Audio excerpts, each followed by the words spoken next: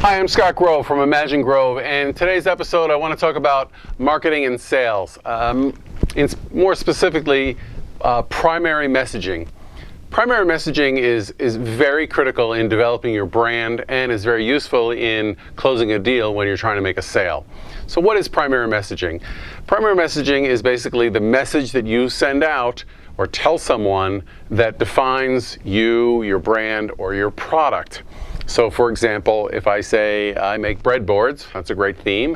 Great, okay, everybody else makes breadboards. What's special about you and your breadboards is you want to look at this messaging from the other perspective.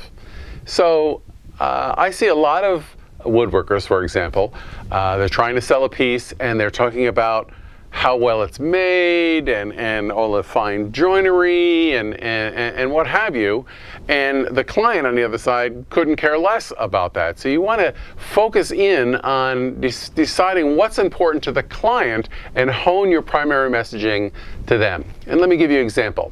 So I used to do a lot of furniture shows across the country, and one of the shows in Baltimore, the ACC show, portion of that show was a wholesale show, which means galleries from all over the country would come and buy your work to put in their galleries. And so as I'm talking about a piece of furniture, quite frankly, I mean, they want to know if it's made well and all that, but that's kind of a given, but they don't really care about that. What do they care about? They care if you can sell it. So your primary messaging in that scenario might be, hey, this is a good seller, or I sell these every show, or the piece sells within 30 days, it gets placed in a gallery. Those are messages that's important to the buyer. So if it's a wealthy client for their second home and they're part of a social society, you can say this is a wonderful accent piece and it's very unique and everybody will want one, or ooh and ah over it, or oh, this piece is also in the museum.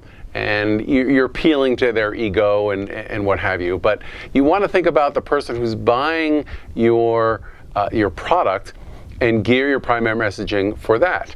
Now, on your branding side, it's got to be a little broader, but still think about what you want to do. Are you selling the cheapest breadboards you can buy? And if that's the case, so be it. And you should brand that. You should market that in your messaging, your primary messaging.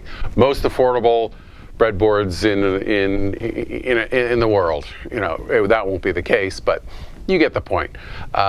It might be important to your client that it's made from sustainable materials. Oh, it's all made with sustainable local domestic woods.